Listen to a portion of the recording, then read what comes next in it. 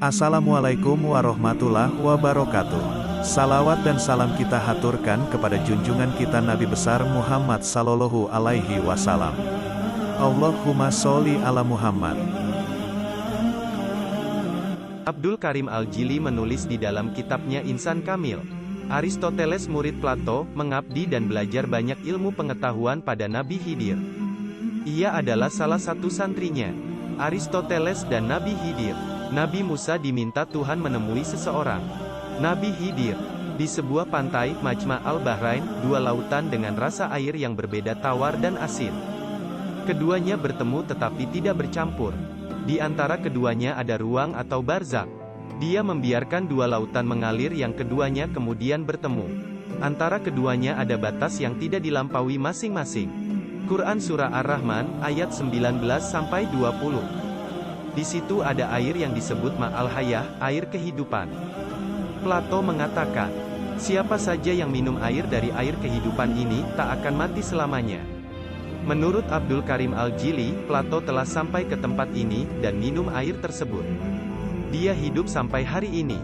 Aristoteles, atas saran Plato gurunya itu, berangkat menuju Majma' al-Bahrain. Iskandar Agung, muridnya ikut serta dengan diiringi para pengawal.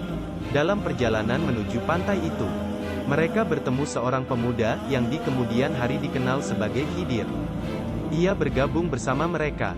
Dalam perjalanan, Aristoteles dan Khidir memisahkan diri. Iskandar dan para pengawalnya terus berjalan sampai melewati Maraj al-Bahrain. Mereka tidak mengetahui tempat itu, padahal itu yang dituju. Mereka terus berjalan tanpa arah, dan kebingungan, lalu berhenti. Sementara Khidir berhenti dan Aristoteles pun mengikutinya. Berhenti di tempat itu, di pertemuan dua lautan. Aristoteles melihat Khidir minum Ma'al Hayat, air kehidupan, ia pun ikut minum. Ia juga menyaksikan Khidir berjalan di atas air laut, mandi dan berenang serta keanehan-keanehan lainnya. Aristoteles menyimpan dan merahasiakan keanehan-keanehan itu. Ia tak pernah menceritakannya kepada muridnya. Alexander the Great, Raja Makedonia itu, kecuali sesudah Iskandar kembali. Aristoteles berhari-hari bersama Khidir. Ia belajar banyak sekali ilmu pengetahuan dari sang nabi. Seperti gurunya, Aristoteles juga masih hidup hingga hari ini, berkat minum air kehidupan itu.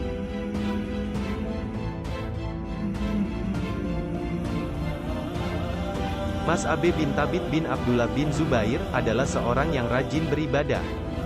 Dia selalu berpuasa dan mengerjakan sholat tidak kurang dari 1000 rakaat sehari semalam.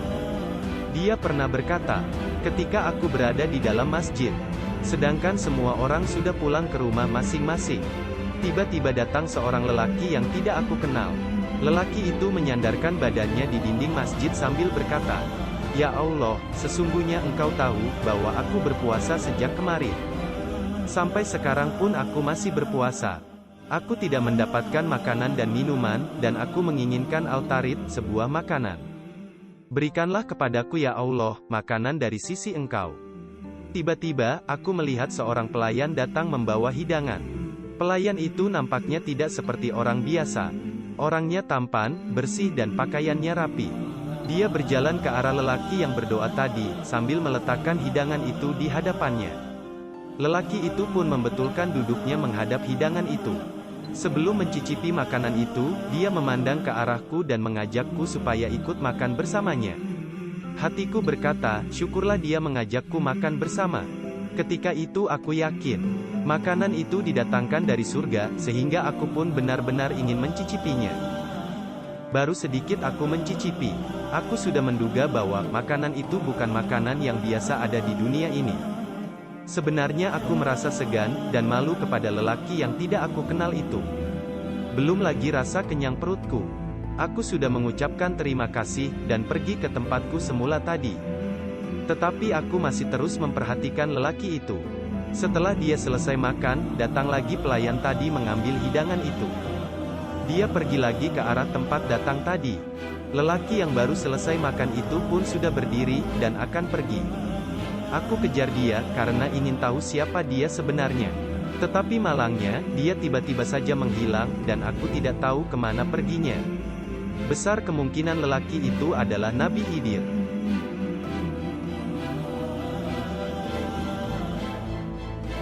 Dikisahkan bahwa, Nabi Khidir suatu saat ditanya, "Apa yang paling mengherankan yang pernah engkau lihat selama umurmu?"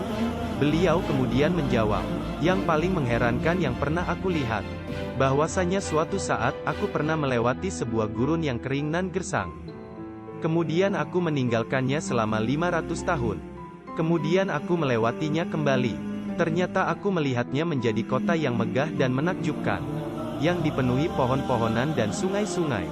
Kemudian aku bertanya kepada salah satu penduduknya, 'Sudah berapa tahun kota ini menjadi seramai ini?'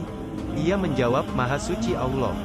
Kami, ayah-ayah kami, dan kakek-kakek kami tidak mengetahuinya kecuali sudah seperti ini. Lalu aku meninggalkannya selama 500 tahun lagi. Kemudian aku melewatinya lagi. Ternyata kota itu menjadi lautan yang luas. Dan aku melihat seorang nelayan di situ, lalu aku bertanya kepadanya, 'Wahai saudara, di mana kota megah yang dulu ada di sini?' Kemudian dia menjawab, 'Maha suci Allah. Apakah di sini ada kota megah? Kami, ayah-ayah kami, dan kakek-kakek kami belum pernah mendengarnya. Lalu aku meninggalkannya selama 500 tahun lagi. Kemudian aku melewatinya lagi. Ternyata ia menjadi kota megah yang ramai sebagaimana semula. Maha suci zat yang tidak akan sirna dan tidak akan berubah. Allah Maha Kuasa untuk mengubah keadaan. Yang senantiasa berada dalam kondisi tertentu, tidaklah mesti ia tetap seperti itu. Boleh jadi ia berubah dari satu keadaan ke keadaan lainnya.' Kisah ini juga bagian dari narasi kenyataan, yang dipercayai oleh mayoritas ulama Ahlus Sunnah wal Jamaah, bahwa memang ada nabi yang berusia panjang, yaitu Nabi Khidir alaihi salam. Dengan usia panjangnya itu, beliau mampu menyaksikan perubahan keadaan. Dalam suatu riwayat dinyatakan bahwa, usia Nabi Khidir itu ditangguhkan, hingga beliau menjumpai zaman munculnya pembohong besar, yaitu Dajjal, dan beliau mendustakan Dajjal itu.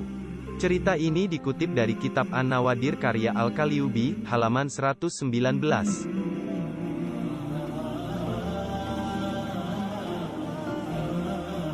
Suatu hari, Nabi Muhammad sedang duduk di dalam masjid Madinah.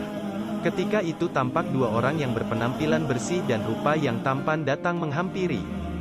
Mereka memberi salam. "Dari mana kalian berasal?" tanya Nabi. "Kami berasal dari masa yang sudah lama berlalu," jawab mereka berdua. "Sudah lama kami menyembah Allah. Dan kami telah mendengar untaian kata-kata yang lebih indah dari segala kata yang pernah ada. Dari seluruh kitab Allah yang ada. Untaian kata-kata ini disebutkan sebagai yang terindah. Dan untaian kata-kata ini hanya akan muncul di akhir zaman. Di dalam kitab yang paling akhir muncul yakni Al-Quran Karim. Jadi kami kemudian beribadah selama 1000 tahun. Hingga Allah bertanya kepada kami berdua, karunia apa yang bisa diberikannya kepada kami. Kami memohon agar bisa mendengar untaian kata-kata indah itu, yakni surah Al-Fatihah. Allah tidak menjawab mereka. Lalu mereka berdua kembali berdoa selama 1000 tahun. Barulah Allah menjawab mereka. Dia berkata, surah ini hanya kuperuntukkan bagi kekasihku tercinta, Muhammad dan umatnya.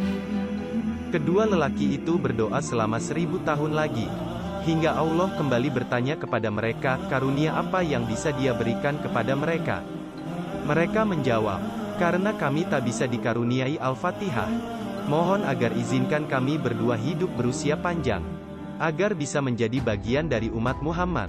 Menyalami beliau, dan mendengar pembacaan surah Al-Fatihah, walau hanya sekali saja. Sehingga kami kemudian wafat dalam keadaan ridha. Kedua lelaki ini adalah Nabi Khidir dan Nabi Ilyas. Mereka kemudian bersyahadah kepada Nabi, yang dengannya mereka merasa puas. Mereka tidak lagi menjadi Nabi, tapi hanyalah bagian dari umat Muhammad. Mereka memohon agar Rasulullah berkenan membacakan Al-Fatihah untuk mereka. Rasulullah kemudian membacakan surah Al-Fatihah untuk mereka berdua. Dan kemudian mereka berdua membacanya bersama beliau. Lalu mereka semua bersama-sama mengucapkan amin. Yang artinya, duhai Allah, mohon terimalah doa kami. Mereka kemudian bertanya, duhai Rasulullah, apakah balasannya membaca Al-Fatihah? Jika saja Allah mengaruniaiku kehidupan hingga akhir masa, maka tidaklah cukup untuk mengatakan kepadamu semua manfaatnya. Semua kebaikan yang akan kita terima karena membaca surah Al-Fatihah. Jawab Nabi, jadi, aku akan mengatakan kepadamu manfaat dari mengucapkan amin. Alif tertulis pada arsy Allah. Mim ada pada kaki dari kursinya. Ya ada pada lauhul mahfuz. Nun ada pada pena, kalam. Mohon ceritakan lebih banyak lagi, kata kedua lelaki itu. Alif tertulis di kening Israfil. Mim tertulis di kening Mikail. Ya tertulis di kening Jibril. Nun tertulis di kening Israel. Siapa saja yang mengucapkan amin akan mendapat manfaat dari keempat malaikat ini. Mohon ceritakan lebih banyak lagi, kata mereka berdua. Alif tertulis di dalam Taurat. Mim tertulis di dalam Zabur. Ya tertulis di dalam Injil. Nun tertulis di dalam Quran.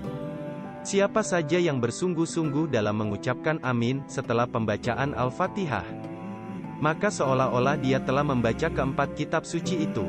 Kalian mau yang lebih lagi? Tanya Nabi Muhammad. Ya, jawab mereka. Alif tertulis di kening Sayyidina Abu Bakar. Mim tertulis di kening Sayyidina Umar. Ya tertulis di kening Sayyidina Utsman. Nun tertulis di kening Sayyidina Ali bin Abi Thalib. Siapa saja yang mengucapkan amin akan mendapat manfaat dari keempat sahabat ini. Kedua lelaki itu baru saja akan berdoa memohon agar Allah mencabut nyawa mereka sebagaimana yang mereka kehendaki. Apabila keinginan mereka sudah mereka peroleh, namun Rasulullah menghentikan maksud mereka. Rasulullah berkata, Allah telah mengaruniai kalian usia yang panjang dan kekuatan khusus. Umatku lemah dan mereka membutuhkan kalian. Kemudian Allah mengaruniai mereka usia yang panjang untuk berkhidmat kepada umat Sayyidina Muhammad.